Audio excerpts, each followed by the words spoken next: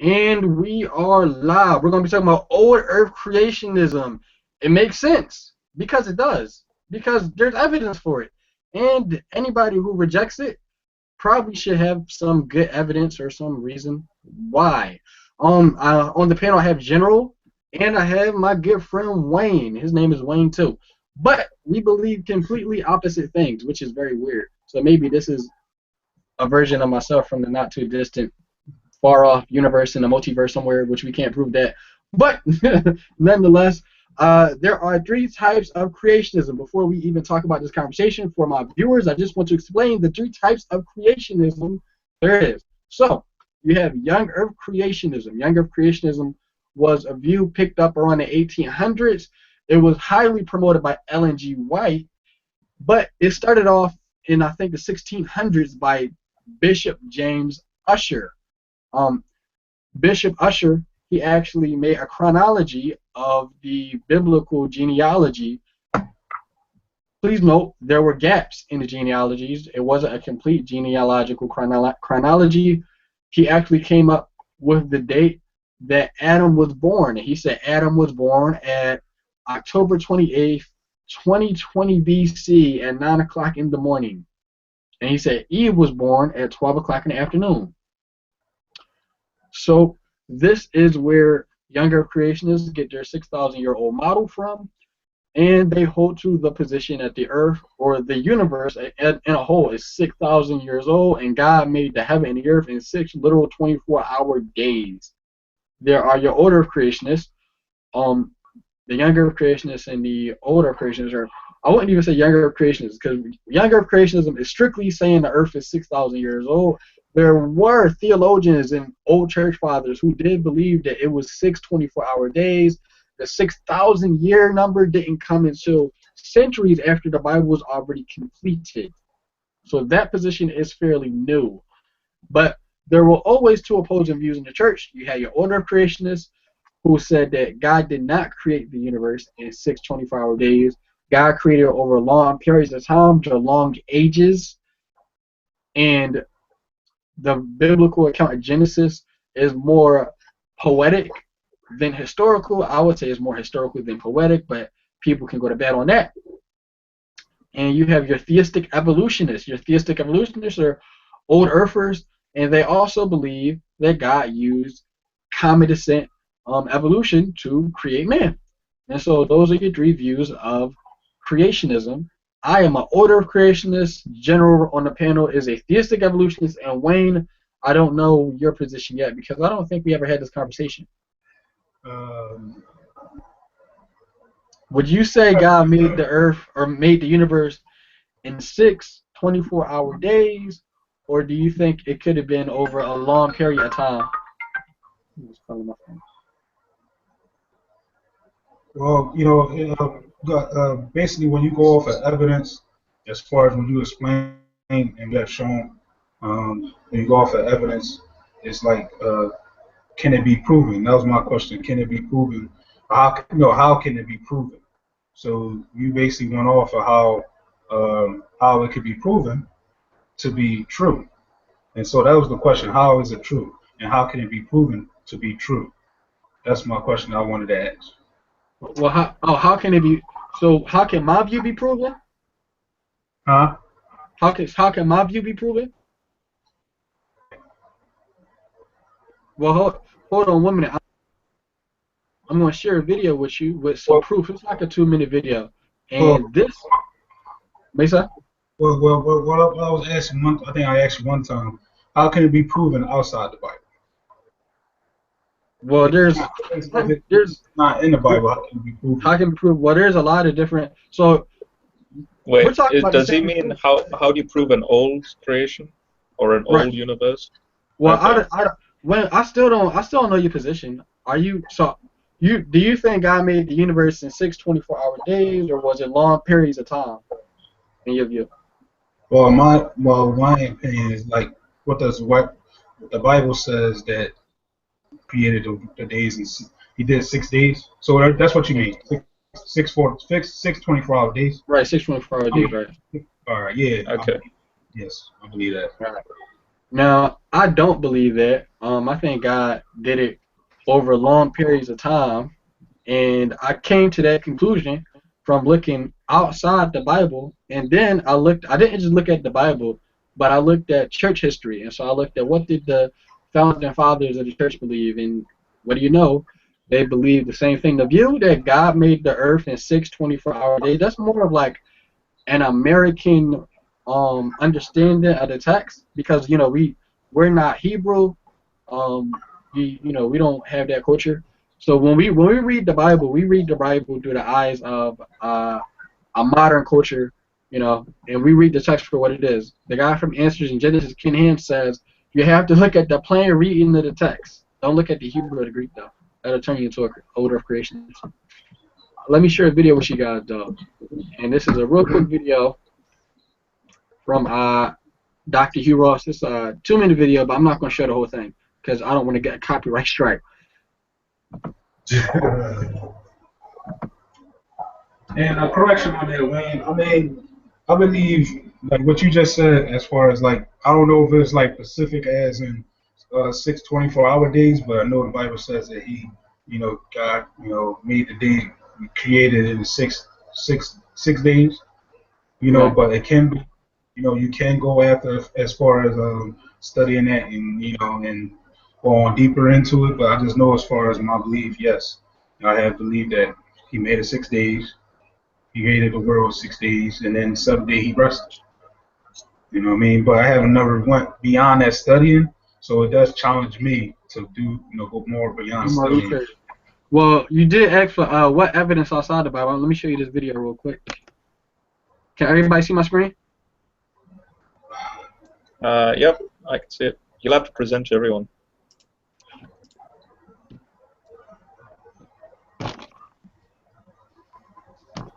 Can you guys hear it?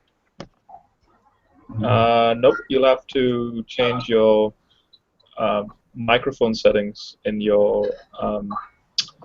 So go to your call and click on the gearbox symbol and change that to stereo mix. Okay. I see speaker, I see communications, and I see default. So when you speak, you should see a green bar like going up and down if you speak. Yeah. When you open settings, yeah. Click on that and okay. Have you done this before? Oh. Have you played videos through this before? Because what you can do is see on the left, see how there's a YouTube button in the toolbox area?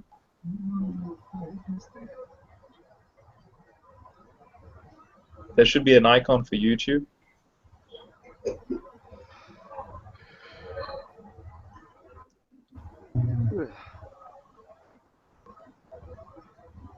Wait, I think you've... Okay, how about I... Shall I do it?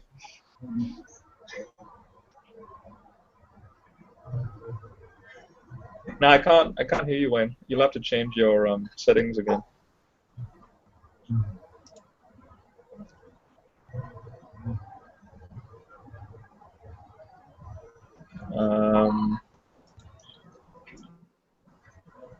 All right, Wayne, can you hear me now?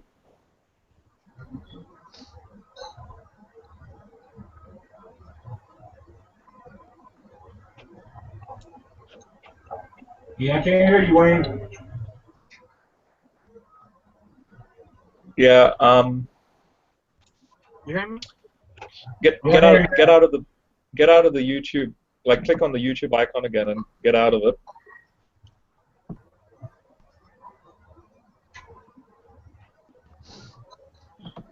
You hear me now?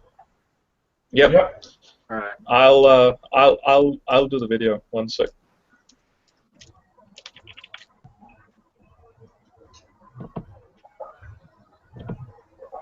Hello. I'll get it ready. Guy Can who just you hear me? in. Yep, I hear you. Okay. Guy who just came in who looked like he was butt naked on his couch. That's Bunto. Oh, really? I didn't know who that was. He just looked like he was just on the couch, just Eating He's a potato. That's all. That's what he looks like. All right. Okay. Present me to the room, Wayne, and let's see if this works. Oh, you're already presented.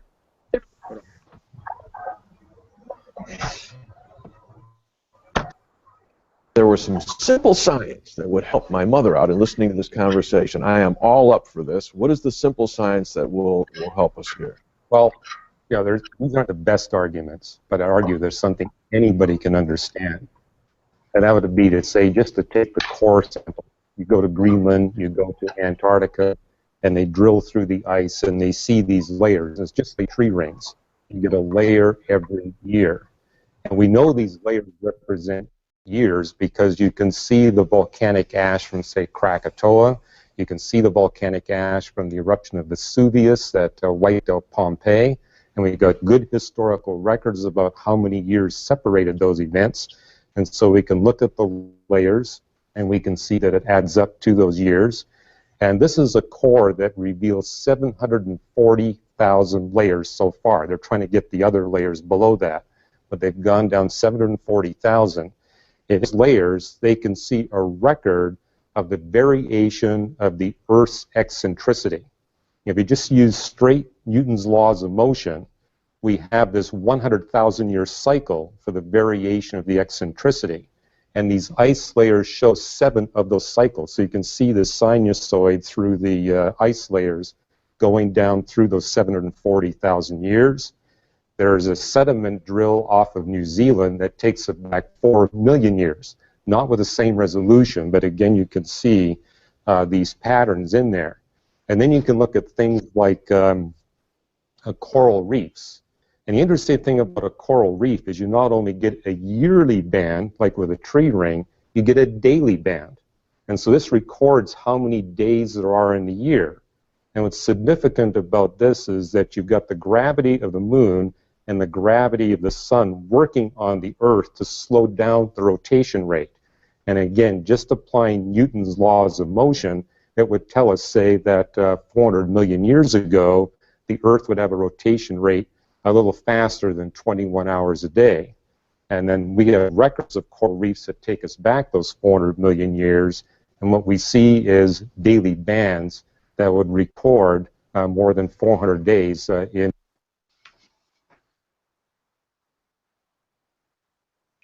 All right. So those are some of the evidences to prove that God did not create the earth in 6 24-hour days. So, Wayne, what you think?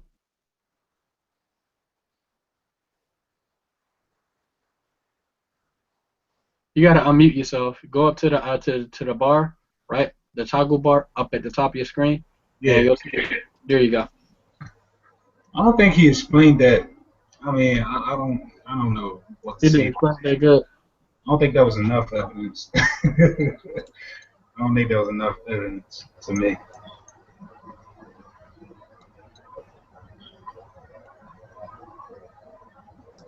Wait, was he not clear enough in his explanation? He probably wasn't, because if you don't know anything about like dating systems, it's like it sounds like jungle jargon to you if you don't know what he's talking about the tree rings and the ice layers and stuff like that.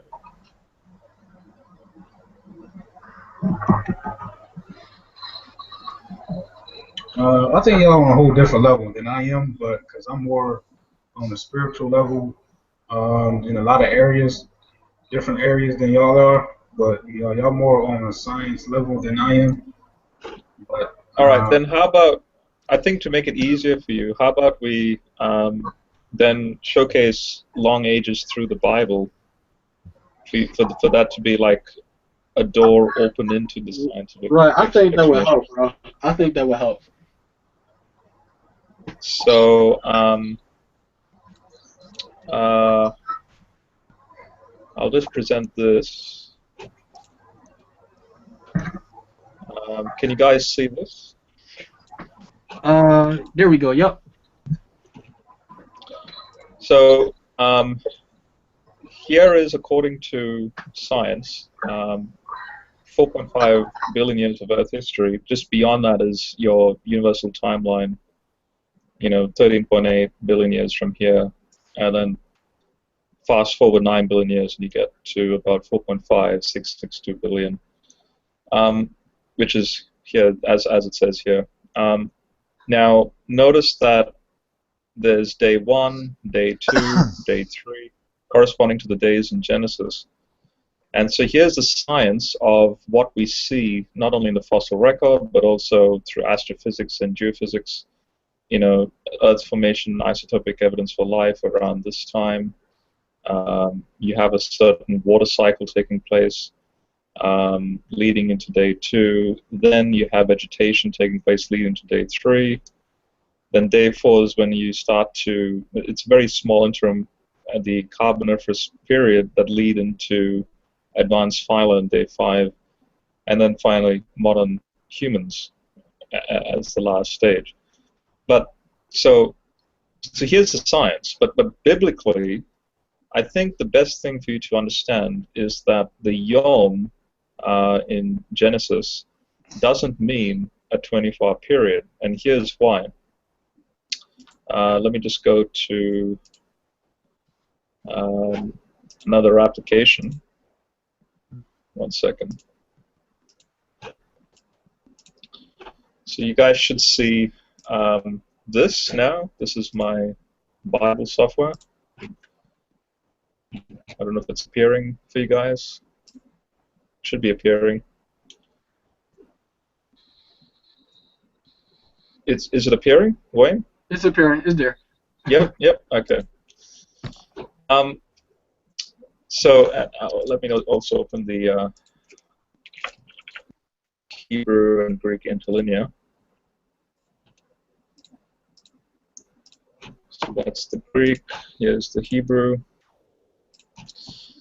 So the first thing to note in regards to day is,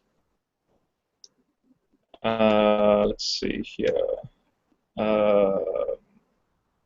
Erev and Boker. Here's Erev over here, and here's Boker over here, and here's Yom and then Echad. So the Hebrew terms for Erev and Boker, they don't actually mean evening and morning to an ancient Israelite. It does mean evening and morning, or more specifically, as this translation has it, it means twilight and dawn in modern Hebrew. But in ancient Hebrew, Erev literally means chaos, and Boker means morning. Boker means order. So from chaos to order, you have a certain stage. And so the day here, Yom, literally means a period. And Echad, in this sense, is a compound noun. So there's two ways you can say the number 1 in Hebrew. There's Yaqid and Echad. So in the Shema, remember in the Shema it says, listen, Israel, the Lord is our God, the Lord is, in this translation it says alone, but some translations say the Lord is one. Well, guess what? One here is Echad, but we believe in the Trinity. So we believe in 3 and 1. So that means this period, this singular period that's known as day 1, doesn't mean that it's one particular day. It's a compound. There's more going on in this period. So it's not a 24-hour period. It should be more than that. That means that the reason why it's not a 24-hour period is the Hebrew word for twilight or evening constitutes an initial chaotic period leading into an ordered period, and therefore this is the first stage. And then you have the same thing happening in day 2. So it's an initial chaotic period leading into an ordered period, and now that's the second stage. And on it goes until the final creation, which is man and woman. And then notice that on the 7th day, there's no mention of evening and morning, because there's nothing else to be created. Because in the context of what we see in the creation account, whenever God's going to create, he needs to go from chaos to order. But there's no need to go from chaos to order on the seventh day. And the interesting thing about the seventh day is that it's continual even up to today. So like in Hebrews 4, it speaks about the Sabbath rest of the seventh day, and it says today.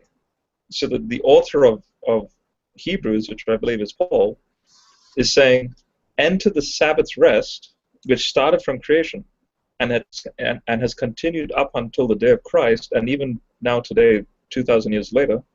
And so he then quotes Psalm 95 by saying, today, if you hear his voice, do not harden your heart. So then again he fixes a definite day, today, saying long after through David, basically to imply that the seventh day is a massive long period of time, which is the rest, starting with the rest of God, meaning he's not creating anything more, up until the time of David, up until the time of Christ, and now in the new church age, which is known as the eighth day, we are meant to enter into that rest, and because Christ is our rest.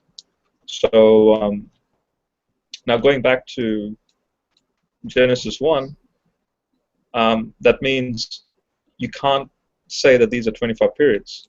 This is a pattern. And interestingly, in Exodus 20, verse 11, actually let me go to Exodus in the Septuagint. The King James translation has this word, in. For in 6 days the Lord made heaven and earth. Well, guess what? In, the preposition, is not in the Hebrew original. So that means it reads, for 6 days, for 6 yoms, Yahweh made heaven and earth. If this word in was originally in the Hebrew, then you could, by grammatical reasons, then you could say that for 6 24 periods the Lord made heaven and earth. But since this word in is not in the original, and it reads for 6 days, not for in 6 days, that means it's 6 epochs or 6 periods that the Lord made. And now this value of 6 is going to be a pattern for us to, work 6, rest 1 in our time context. So that's my argument for why the days are not 24 periods.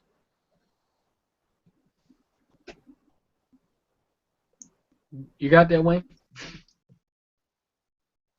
I know that was a lot to take in.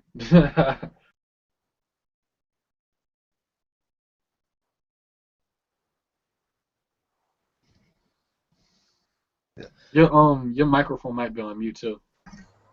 Oh, I'm sorry. Yeah, I said that's understood what you were saying. Very understood. But as far as like you guys, I'm basically sitting back and learning from you guys. You know what I mean? And just sitting back and listening and taking in.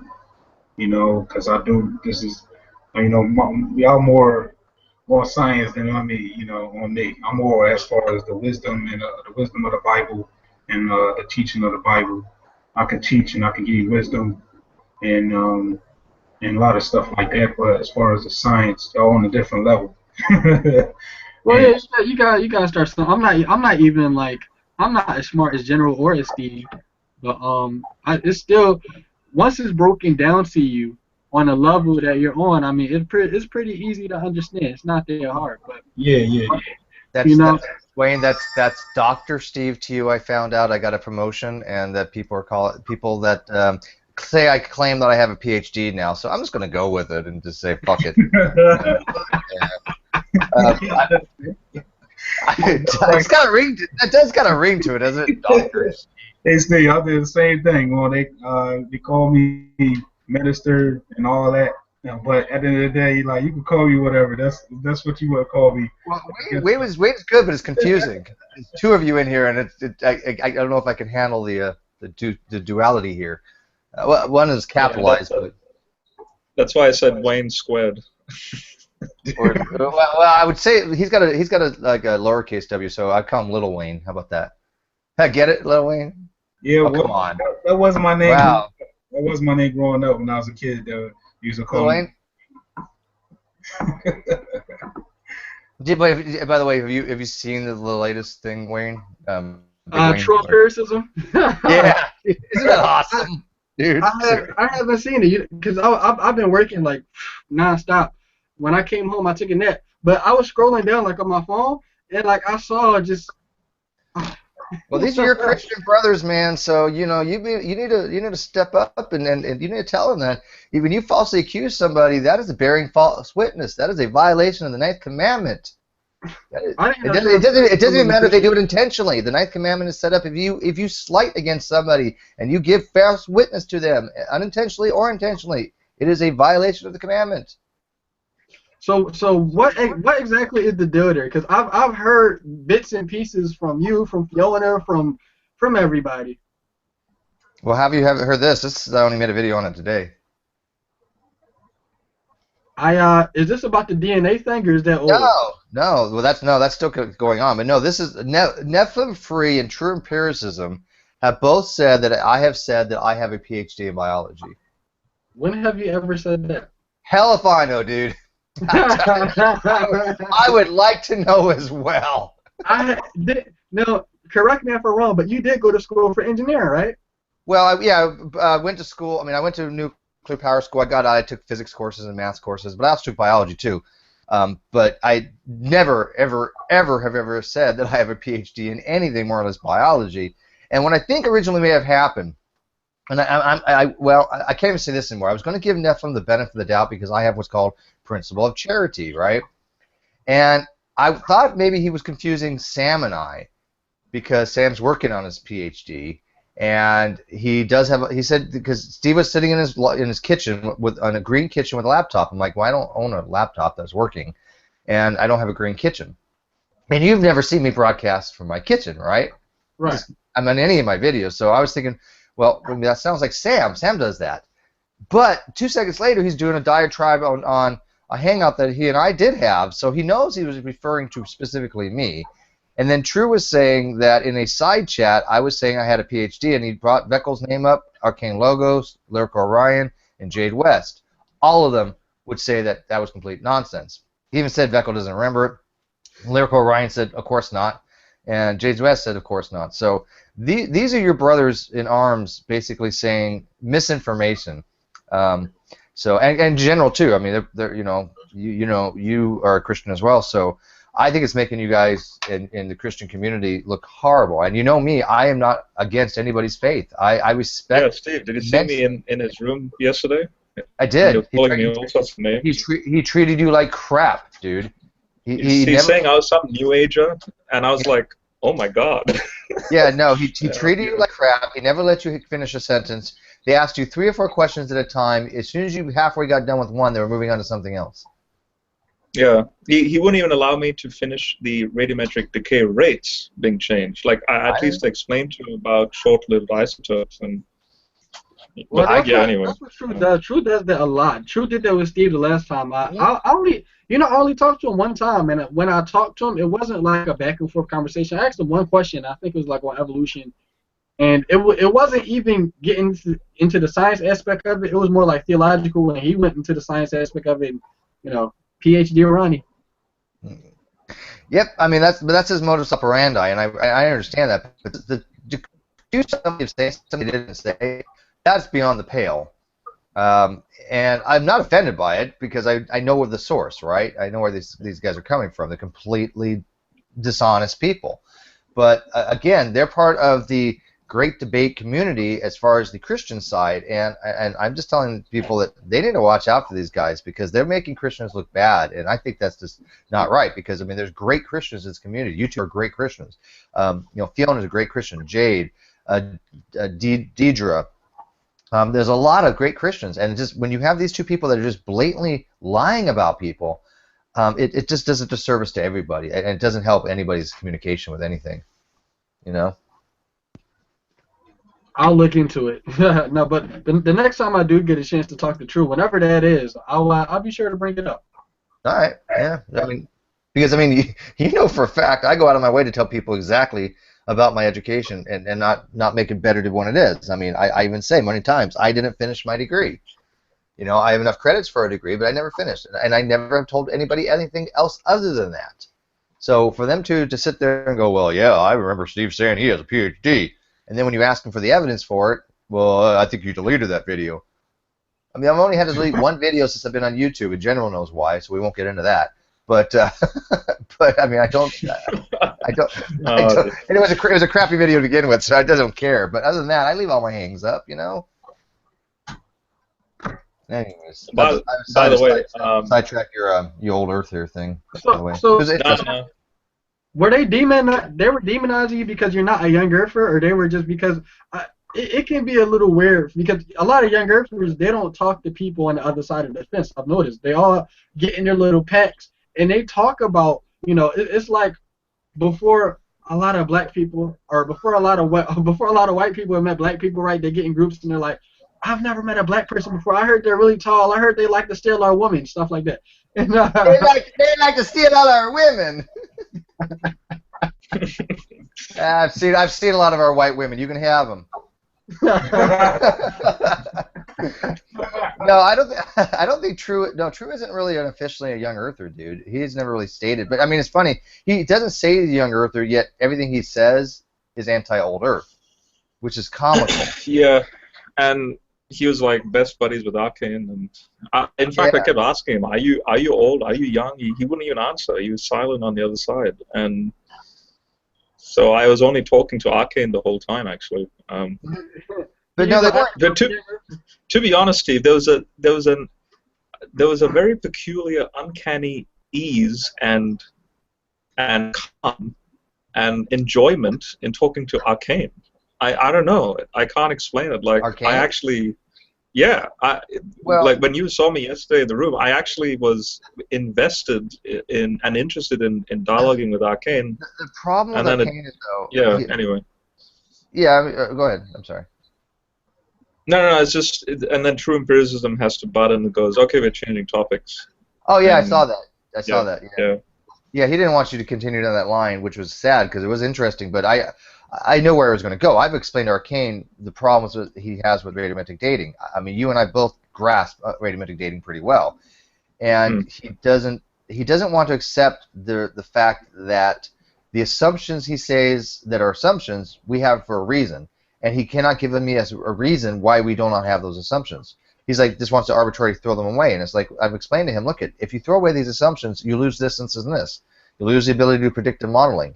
You also lose the ability to say that atoms formed because of, you know, as well as I do, if the radiometric constants start changing and the fine structure constant starts changing and the electromagnetic constants start changing, a lot of things get messed up. I mean, they're always talking about this fine-tuning argument, yet he's willing to throw it all away because he doesn't want to accept radiometric dating. Yeah. Right? It's kind of strange because once he says, well, we can't assume the radiometric dates are the same, you've just pissed away your fine-tuning argument for one, and you've also said that the things that hold atoms together have basically changed, and that way we can't even tell if light even existed at one time. We have no consistency. But anyways, side stuff. But yeah, well, I mean, let me know if you ever get a conversation with them, because I mean this is just ridiculous that they're falsely accusing me of saying something that I obviously never said, and nor would I. I don't really talk to him like that. The one person in the community, I don't even think he's like a debater, but the one guy I've been talking to lately over the last like 2 or 3 days is the guy Thank You Jesus, and I got invited to like some of his hangouts and stuff. Yeah, Carlos. Yeah, Carlos is cool. Yeah, I like Carlos and I like Antonio. They seem reputable. They seem decent guys.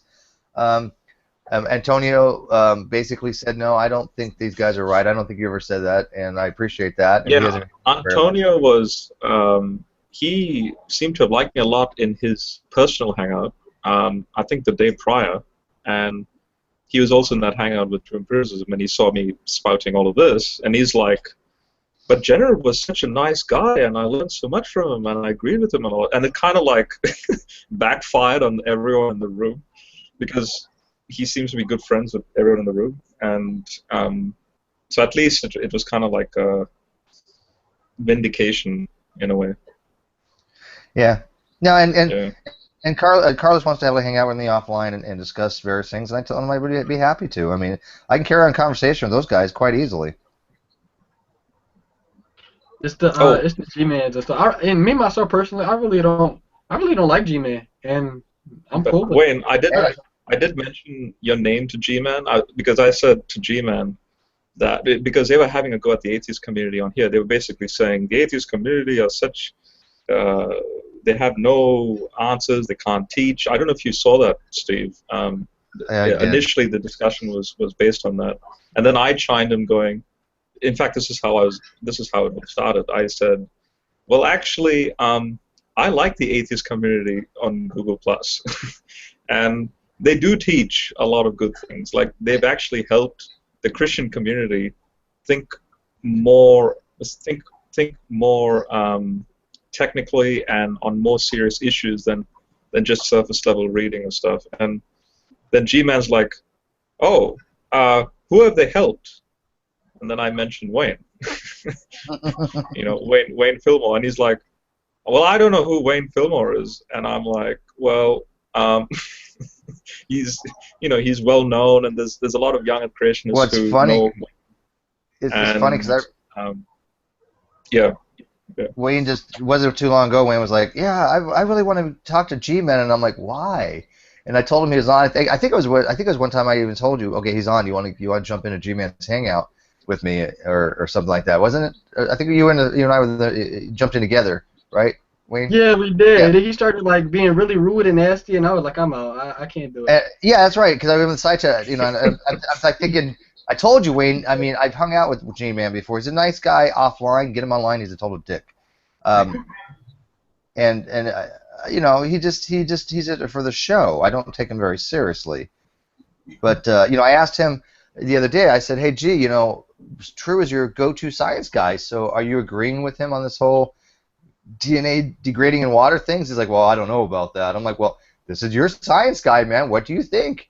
I was like, So basically, everybody that's in their little clown car posse isn't smart enough to know basic high school chemistry. It's amazing. So just coming back to the topic at hand, the other Wayne, is he still there? Yes. Wayne, you there? Yeah. So here's Philo. By the way, are we still on this topic, or I don't know. Have I derailed? Is the other Wayne a younger creationist? Yeah, sort of, Well, maybe. he doesn't know. I don't even know. Well, what does he say? Wayne, Yeah, how are about you a younger creationist? Do you think God made the world in 6 24-hour days, or? Nah, I don't believe that. So you accept the Earth is like 4.54 billion years old? I mean, I never get into this stuff. Wayne knows. I don't. It wouldn't really matter. It wouldn't really matter to him. Whatever. Okay, well that's cool. No, I can accept that. Yeah. I mean, I only go after the people that want younger creationism to be taught in this. Wayne is more debatable. He gets into all this stuff to debate people. Wayne, yeah, he just likes to argue, dude. I don't. He don't like this, but I say I'm more of a cessationist. No, I mean, you're a charismatic. I'm a cessationist. Oh my No, God. I'm just kidding. I'm not a cessationist. That was a joke. You can't joke like that. They're gonna kick you out your church. No. No, but no, I'm not. Yeah, I'm not more into all of that. Into the deeper part of the science. More Wayne is more. He's. I believe in different gifts. We all have different gifts. That's his gift, and that he has his specialities in that. I have my specialities in basically different. Because I teach the Bible, but I teach it on different. Basically, like wisdom. As in stuff that happens on an everyday basis that we know that we can relate to. That's the best way I can, explain the Bible and things and that we see, like as far as when the Bible says, there's a lot of things I don't go into for. Yeah, Wayne, I actually really respect that position of yours. Like, based on what you just said, if a younger creationist, like a militant younger creationist, or even on the other side of the spectrum, a militant evolutionist were to say, "Oh, you must, believe in this sort of stuff," well, not really. The fact of nature is that the universe is old, and the fact Hold of on, bro. how 1 I minute. see. There's a guy who's commenting. His name is Robert Lee, 2K9, Truth Seeker, and he's like, Wayne, you're wrong. Hugh Ross is lying. Why is he lying? He says, Robert, hey, he's a troll, by the way. I'm lying. no, me. They're saying I'm lying because No, because Robert Lee 2K is just a troll. That's all he is. All right. He doesn't go in any hangouts. He just stays in the outside chats. He never has anything to say about anything. He has no. I banned him from my side chats because he literally has nothing to add to a conversation. He is just completely tabula rasa. He knows He's a nothing Hovenite. about anything. He's a No, I Hovenite. don't even know he's a Hovenite. I don't think he's even know. I don't think he even spell Hoven. The guy just knows nothing about anything. I mean, he just adds nothing to a conversation. So yeah, he's one of the few people that is just on my troll ban list because he's. Did you guys see Kent's new documentary? I watched the trailers. Oh my! I watched the first few minutes, and it wasn't a documentary in the sense like they had actual cameras that they went out and bought. You know how like a HBO documentary is actually more reputable or more visually appealing. There you go. And they just took some clips, smashed them together, and bam, there's your documentary. And it wasn't good. It wasn't good, but it was pretty boring to me when I first started watching it. And then I heard they lied a couple times, which really doesn't surprise me. It doesn't surprise me. So Wayne, just quickly, yeah, I really appreciate your position, and don't feel ashamed that maybe you're not able to be on the same footing as myself or Wayne on the creation side of things, because like you said, in fact, let me just show you. Can you see my screen? Because that's actually a biblical principle. Yes. Yeah. So in Ephesians 3, Paul says that in his context he's been given the privilege of being a servant of the gospel. Mm-hmm. Notice, according to the gift of God's grace was given to me by the working of his power. So the very least of all the saints, it was given to him so that he may proclaim to the Gentiles, that was his mission, the wealth of Christ. And here's the point.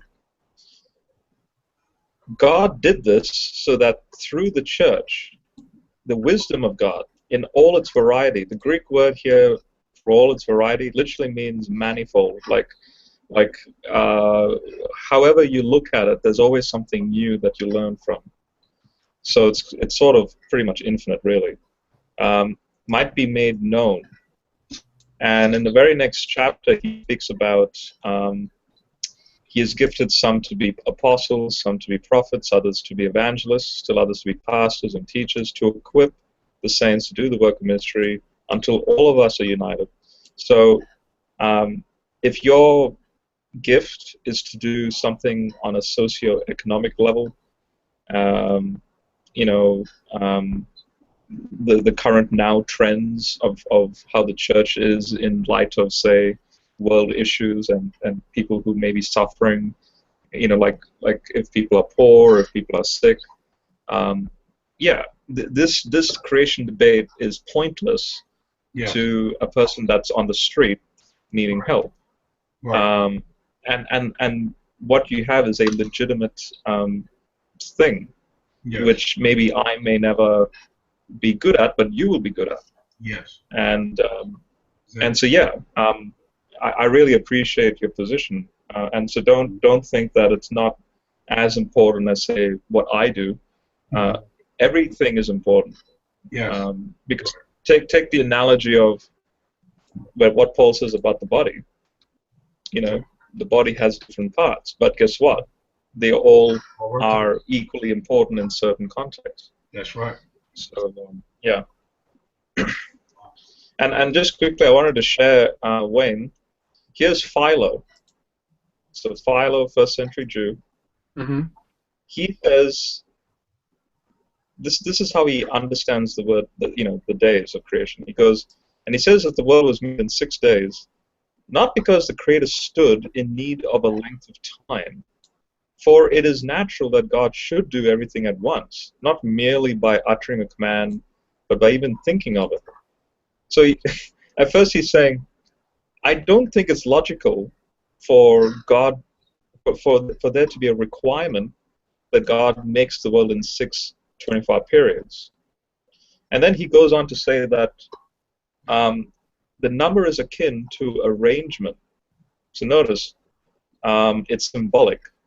6 is, by the laws of nature, the most productive. For all of the numbers from the unit upwards, it is the first perfect one, being made equal to its parts. And then he goes into an explanation of why 6, from a Greek and from a Greek mystical sense, because he's a Hellenized Jew, how 6 can work rather than say 8 or 9 or 7. And then he does a little bit of math here. So it's interesting that a first century Jew did not take this to mean 24 periods. He interprets it totally differently. So yeah, I just wanted to share that. Smart enough, a first century Jew can do it. Yeah. But I want to talk to you guys about cancer cures, because I keep on scrolling down on Facebook and the younger I've come to the conclusion that most people who are like old earthers and theistic evolutionists and stuff, they might be smarter than people who are young earthers. And I say this because young earthers are the only sects of Christians who are promoting intelligent design, oh my gosh, they give the worst arguments I've ever heard in my life, and I do think it was intelligently designed. Yeah, that's the funniest thing, right? I mean, there are a lot of people, even like Fiona, that obviously believes in God, so they believe in a deity for a designer, and I get that. But the intelligent design advocates, I agree with you. The arguments are so bad. It's like, really? It's like, I am all for people having faith, and I'm all for people making decent arguments, but I'm sorry, when true empiricism says that intelligent design is the only true science, I just gotta laugh inside. It's like, what? He says it. He's like, the only true science is intelligent design science. I'm like, oh god, that's as bad as the younger creationists doing creation science. And so people are going around on Facebook now, and let me see if I can share my. I don't know if you guys will even be able to see this. You gotta see this. I'm on Instagram, and there's somebody promoting cancer cures on Instagram. And they're like, it says the source are totally ignored by murderous pharmaceutical industry. And they didn't even, oh my gosh, they have typos in this too. So I don't know who would be dumb enough to even take this advice. But they said the source is medicinal tropical fruit that kills cancer cells up to 10,000 times more effectively than their expensive failure called chemotherapy with no side effects. And so the cure for cancer that we don't know about is the source. Yeah, that seems legit to me, man. People buy into this stuff, and I mean, scams have been around for a very long time. You saw the video I did, even though I didn't know I was being recorded, but that's okay. It was actually a friend of mine that actually made this video for me. When I guess I was going head to head against Grimm, remember that?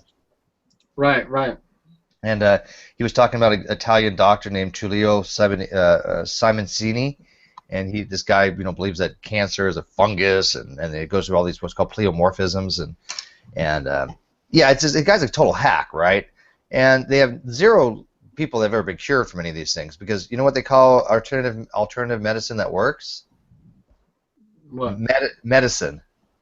Yeah, to steal a line from the great what the hell is his name? I don't remember his name. He's not that great. Oh God, come on! Who's that famous the comedian? He's really freaking funny. Nobody? I'll tell you later.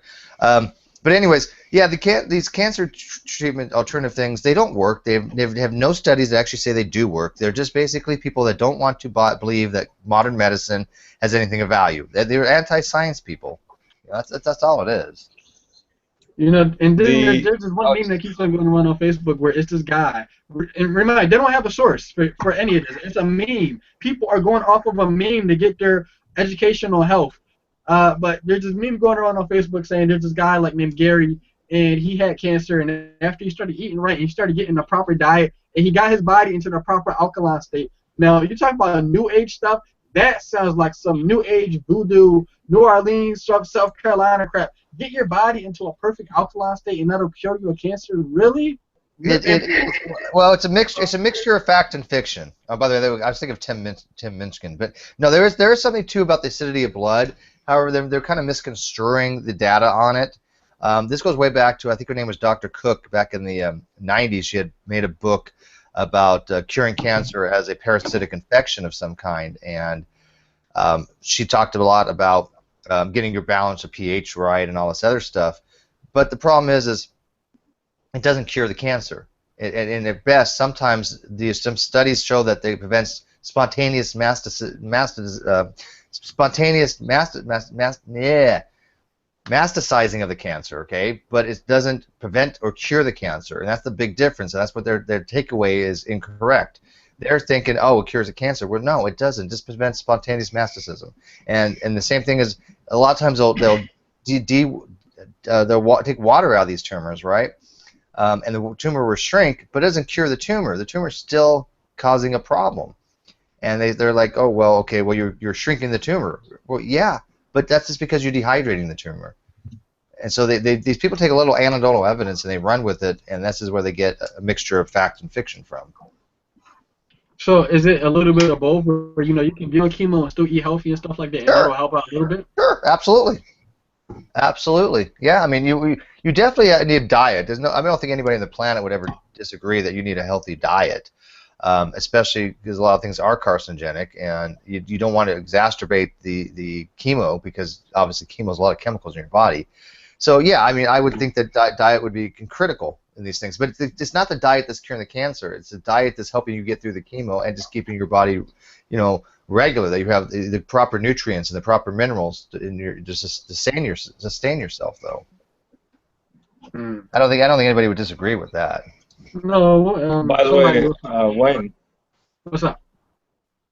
The sour sop or whatever you shared just then, the possible side effects, nerve damage that can cause symptoms similar to Parkinson's disease. Really? But it cures the cancer, according to them. Yep. The Memorial Sloan Kettering Cancer Center cautions alkaloids extracted from graviola, which is what this soursop thing is, may cause neuronal dysfunction and degeneration, leading to symptoms of Parkinson's disease. The compound anonacin, which is contained in the seeds of soursop, is neurotoxin associated with neurodegenerative disease, and research has suggested a connection between consumption of soursop and atypical forms of Parkinson's disease due to high concentrations of anonacin. A 2010 French Food Safety Agency concluded that based on the available research findings, quote, it is not possible to confirm that the observed cases of atypical Parkinson's syndrome are linked to the consumption of Annona muricata, calling for further study of potential risks to human health. So, so it may cause, but that's actually a very serious side effect. I mean, I wouldn't even call that a side effect. That's like you're causing damage if you're going to get Parkinson's. And so, once again, you have medical information from people who don't have a doctorate or any medical experience in the field, and they're going. I'm telling you, they are young Earth creationists, and I don't take that back, because they're using Kent Hovind's argument where God gave us vegetables and fruits and stuff like that to heal us and stuff like that. And that's true to a certain degree, but like Steve said, eating fruits and vegetables is not going to cure you from cancer, especially with like stage 4 tumor cancer in your brain. So I will ask you guys a question though. Hang on, Tommy Hall thinks it will. Yeah, Tommy Hall really does think that diet can cure cancer. He also thinks diet can actually reactivate the GULAP pseudogene too. Don't ask me how. I don't. Yeah, we've asked him for the mechanism. He has no idea. He's like, well, I don't know how it would, but I know it could. Well, you heard him. Steve, you heard him yesterday that he goes, I don't need to concern myself with biology. I just know it happens. Remember Yeah, he said that? Yeah, I know I could falsify. Everyone burst out laughing about. That was hilarious. I was rolling. So I mean, like, what would these people do if they really got diagnosed with a type of? Would they take their own advice? I would be willing to bet money they wouldn't. Nope, I don't think so either, dude. No, I really don't. Or if they are, scared to go by what they believe, that they would obviously go and get professional help, but that would go right against what they believe. That flies flat in the face. Well, they probably would do it, but they probably wouldn't tell like the other people who quote unquote believe what they're saying they believe, about what they're doing. They wouldn't tell, G-Man, or if true empiricism caught cancer, right? He wouldn't tell G-Man if Bucko like, oh my gosh, I'm going. Well, he's not the one pushing the cancer thing. But if Tommy, got cancer, he probably wouldn't go to true empiricism or somebody else and say, I got cancer, I got chemotherapy, that stuff. What do you guys think of Ken Hovind's cough? Because I've noticed it's been getting progressively I thought about that, but I never said it.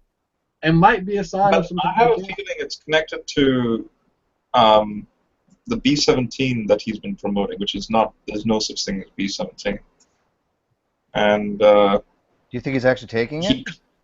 Yeah, he live on camera every time he comes on. He's like, oh look, see, here's what our ministry sells, and he takes like 2 pills, and I'm like, Kent, have you not realized that ever since starting with, like when he first got out of jail a couple of months ago, would it be, 6 months ago now?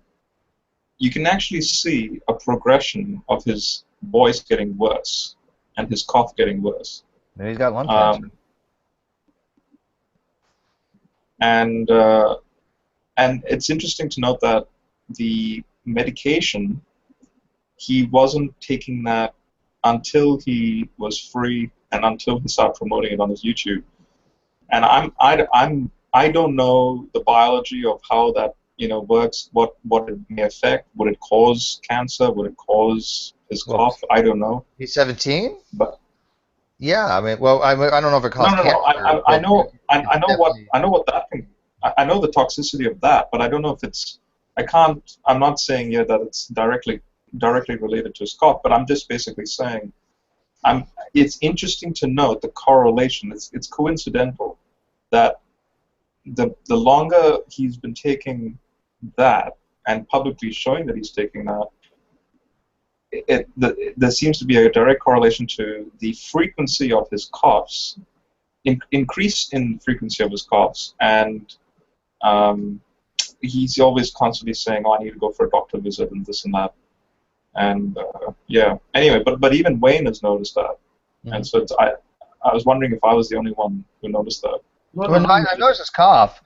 Yeah, and I'm sure. I mean, B17. I mean, who knows? I mean, I wouldn't doubt if it's carcinogenic. I mean, it's actually a breakdown of amygdalin. Is obviously going to be cyanide. So I mean, it's no different than Laetrile in that aspect of it. Yeah. I don't remember which. Laetrile is the brand name, and amygdalin is the common name. But yeah, I mean, there's no possible way it could be any good for him. Well, actually, to be honest, I think I'm just. One second. No, go ahead, Wayne. I'll just check something. I had the last video I seen him with the pill, he said, Creation today sells B17 in pill format, and then he had the pill bottle in his hand, but I didn't ever see him take it. He was promoting it, but I remember he said he went to the doctors, and he says that he went to the doctors, and they gave him a shot of chemotherapy in his face. Remember he had like that huge sore in his face, and he said, he said the doctor gave me a shot of chemotherapy. the doctor thinks the chemo had healed it. I think the B17 healed it. I didn't even know like a doctor could shoot you up with chemo in your face. I didn't know that was I have possible. no idea what he's mean by that. Chemo is a regimen of chemicals that they give you. He's not like a shot into something. Right. So I've never heard of that.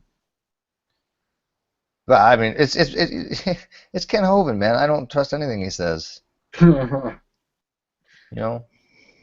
Hey, he was your buddy there for a long time, man. Yeah. Well, I never personally know him, but I looked up to his stuff because when somebody's the first person who tells you something different, right? Who tells you something new, Yeah. you're like, oh, that's really interesting, that's cool, and then you're getting like all these different like interpretations or spin-offs of what he's saying, and you test it to see which one is true, and like not only that one thing isn't true, but time after time after time after time again, it becomes harder to believe somebody after you find out not only did they not tell the truth about one thing, but almost every other thing they've been saying has been bull. So. I need you to talk to Faith, Love, Hope, man. That girl can get out of Young Earth Creationism. I know she can, but she just needs some help. You know who she is? I know who that is. I invited her for a hangout. She doesn't do hangouts, so. No, she used to. Here's the side effects of Laetrile.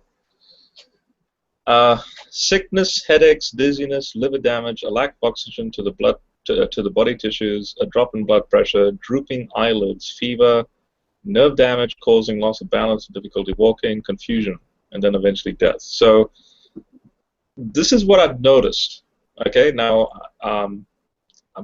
this is just conjecture, but it looks like there's a correlation. So I've noticed Ken has been regularly sick. I've noticed that he rarely gets headaches.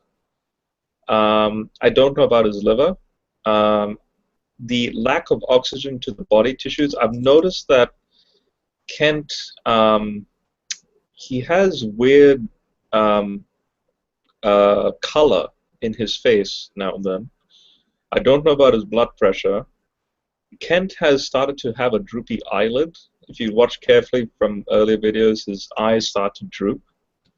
And then nerve damage, I've started to notice that Kent, the way he smiles, or the way his muscles are in his face, is a lot different than 6 months ago.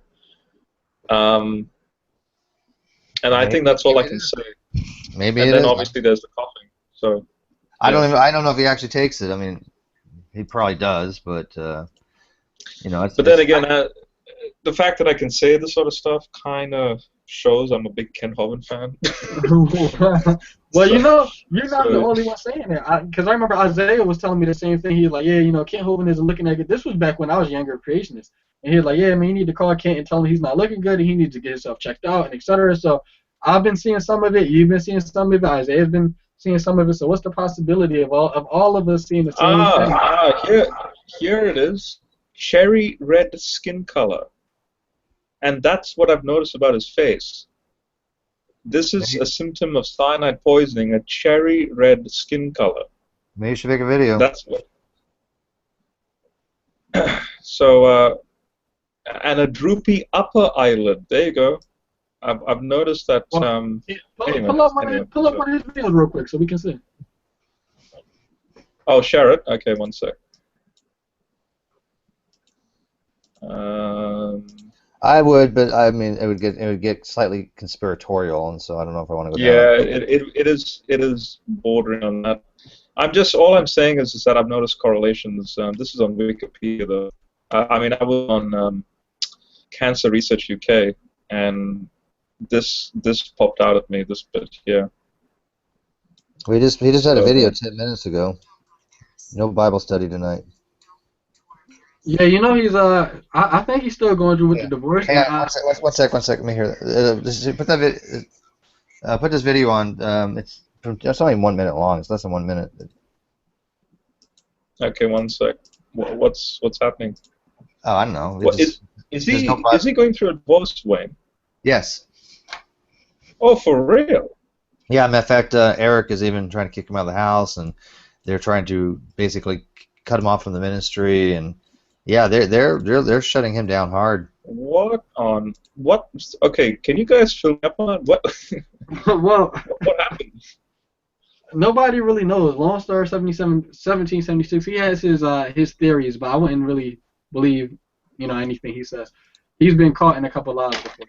So what he says isn't really credible, even though he's the only person who I know of who has direct contact with him.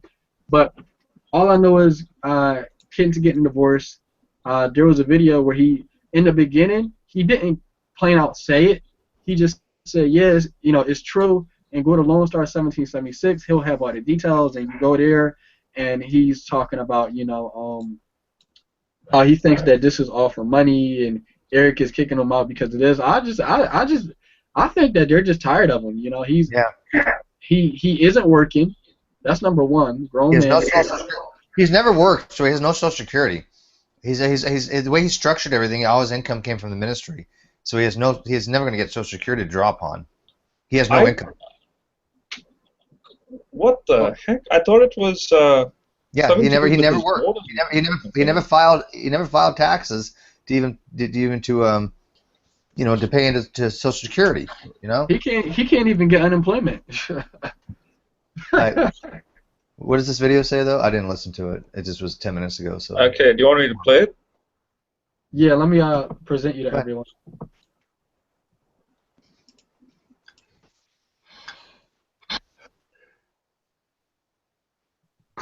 Good evening, folks. Kent Hovind here. It is the 28th of April, 2016. We are not going to do a program tonight and not going to do a Bible study, but somebody sent me today a shovel, and we have a serious problem here. It's anonymous. I don't know who sent it. Thank you so much, but there are two problems. One, it's left-handed. I'm right-handed. Secondly, there's no operator came with it. So thank you so much, man. We're excited about Dinosaur Adventureland. It's going to go fabulous. So that's all for tonight. We'll get some more questions answered tomorrow. But if you want to help, call Ernie Land, DocFog at docfog.com. It's falling together. It's amazing to see what God's doing. And go to drdino.com or call 855-BIG-DINO if you want to help. Thanks a lot. Talk to you later. Bye. Yeah. What's going on over here? Remy just said, you want to write Remy? He's looking for a hangout. Yeah. Do you guys see the comments? Sad news that I have to tell you. Both your documentary and your video were blocked. Well, duh. He was using copyright material.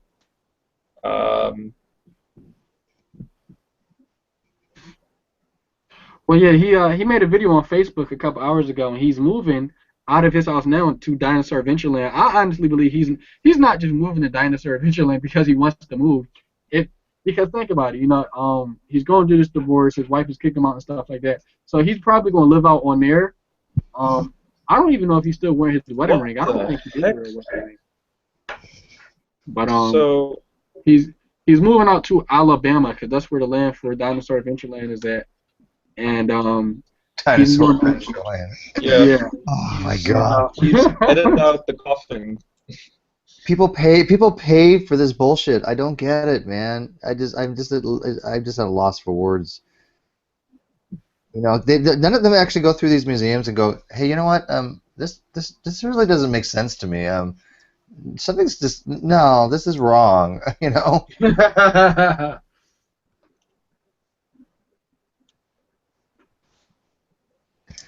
So where can I see information on his divorce, like Eric Coleman's statements and all that? Well, let me. I actually have one document saved. You can go to like the Florida Public Records, and you can look up his name, and right in the public records will be his court case.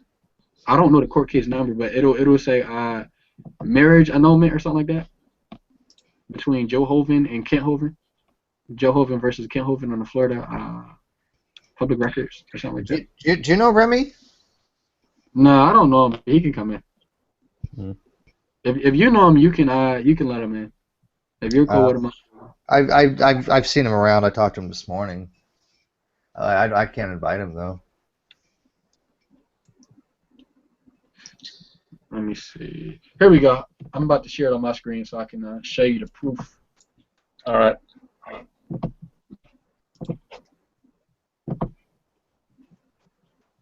You'll have to unpresent me. Yeah.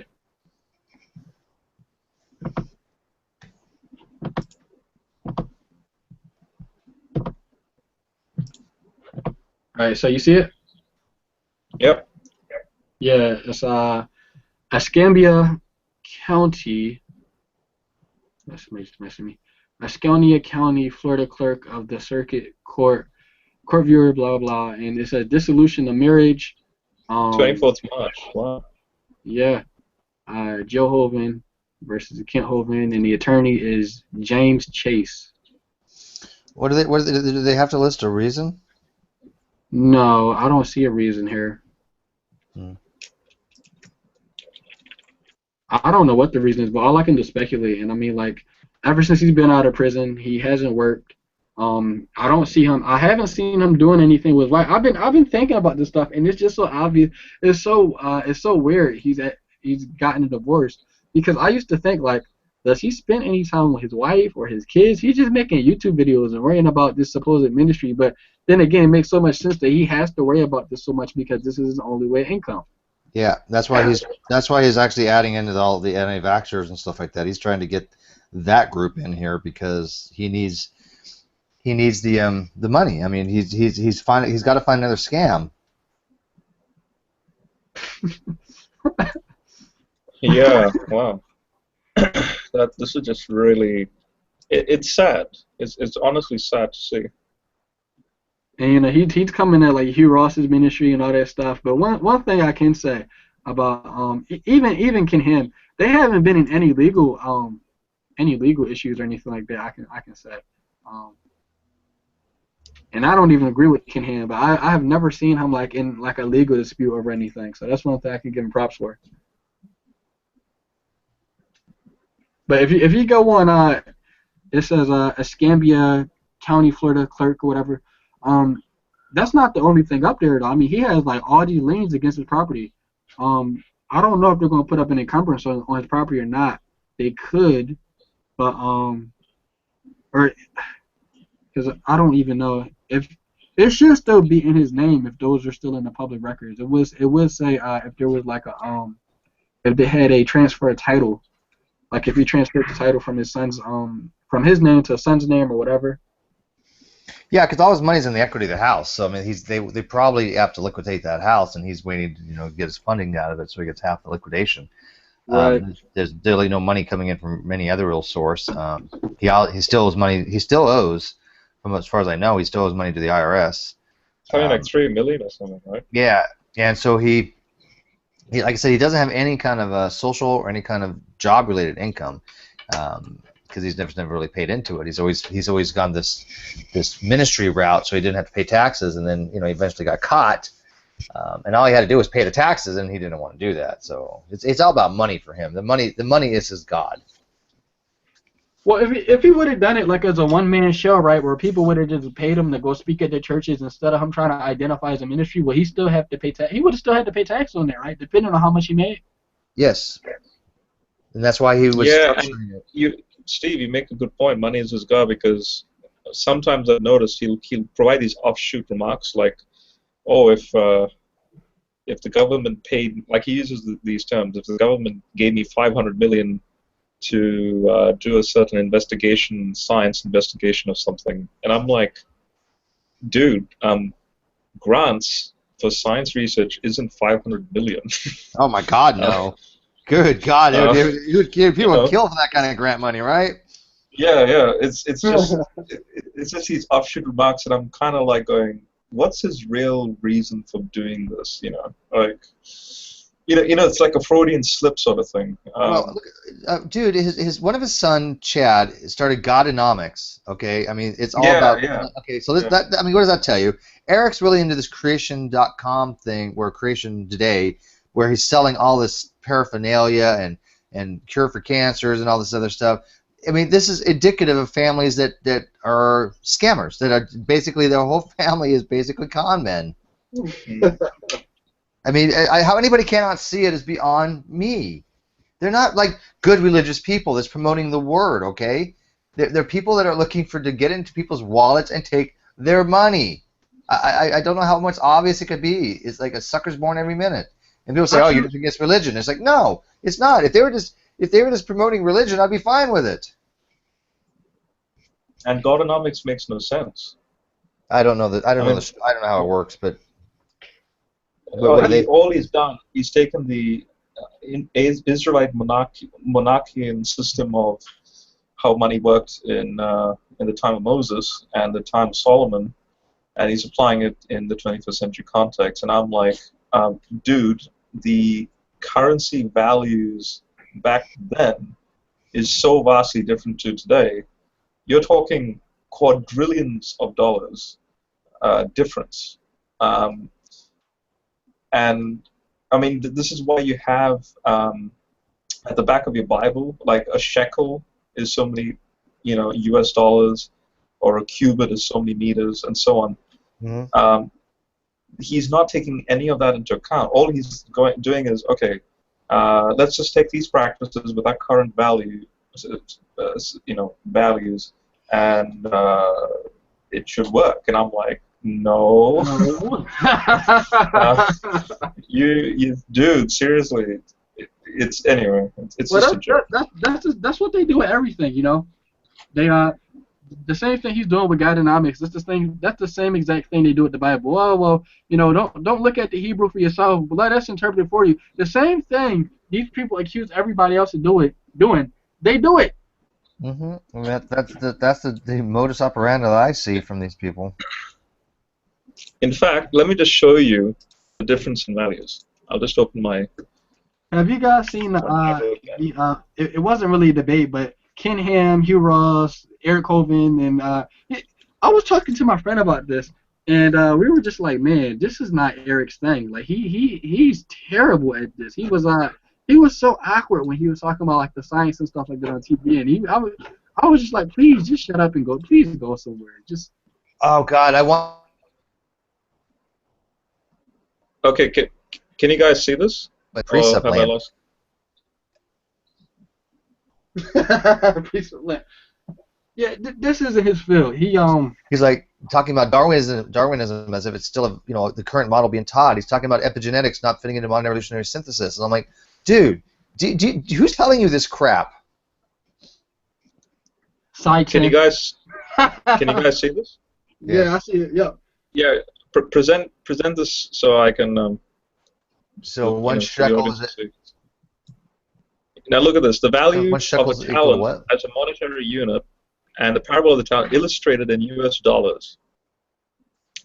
So 10,000 talents is, let's see, that's million, billion, 386 billion U.S. dollars. Now, one talent is equivalent to 14,400 days' wages. 1 year constitutes 250 days of work, assumes 52 weeks per year with 5 work days per week. And so therefore 14,000 days is 57.6 years of work. And so then it goes on into the weights, capacity, measurements, and so on, as illustrated throughout the Bible. And it's just totally different. A total different way of wage system, work ethic. I mean, 10,000 talents is that, and in those days, 10,000 talents was nothing. So you're talking like ridiculous amounts of money. So anyway, I just wanted to show this.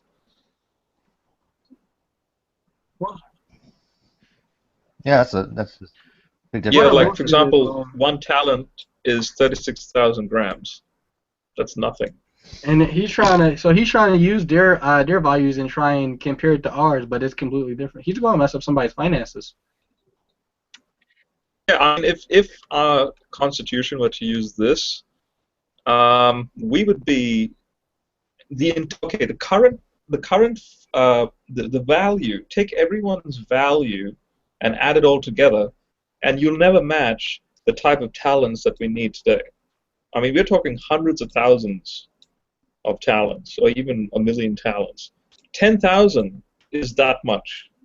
Imagine 1 million. I mean, do you know how ridiculous that value would be? And the entire planet will not even accommodate that much. Like imagine if America had 1 million talents. Yeah, they would be. They could buy everyone 10 times over.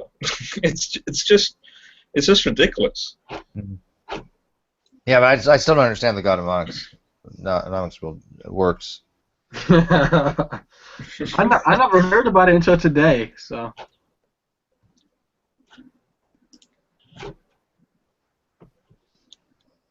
But I think answered in Genesis, like nobody can tell me that Ken Ham is not in this for the money, even like in some respect. He was. You got to think like they live very nice. You know, Ken Ham, and I wouldn't really call Ray Comfort a scammer. I would just say that he is not very intelligible when it comes to like the science aspects of certain things. Ray Comfort, I like Ray Comfort, but nonetheless, all of these people have got to been bringing in a very large amount of money, because like when you look at their houses and stuff like that, like the property value of the houses must be very highly expensive. I mean, holy crap, they have some very. I mean, Ken Ham's house is huge. Have you guys seen it? Yeah. But okay, so Wayne and Steve, look at this. David commissioned Solomon to build the temple, right? Yeah. So this is in 1 Chronicles 22, verse 14. So great effort I have provided for the temple of the Lord, 100,000 gold talents. Now that is 7,500,000 pounds. Okay. Now, what did we look at? 1 talent is 36,000 grams. Now, how many grams in a kilogram or in a pound? Anyone want to do the quick calculation? Because notice 1 talent from monetary value is, and according to US dollars, 3,860,294.40. So times that by 100,000. Okay, so I'm going to do the calc. So 3,860,294 times 100,000. So guess what? It's 1, 2, 3, 4, 5, 6. So million. It is 38 billion. Billion. For the temple of the Lord to be built. So Solomon had 38 trillion US dollars. Nice. Hey, I'm having connection problems, but I gotta get going anyways, guys. So I'm All right. Okay. So keep I'm me about to- in the loop, guys. Okay. All right, gotcha. I'm about to shut it down too because I got work in the morning. But it's been good talking to you guys, and we've already been here for like. Always. Yep. Thank you, Wayne. Yep. Catch you guys. So, yeah. All right. I'll talk to you guys later.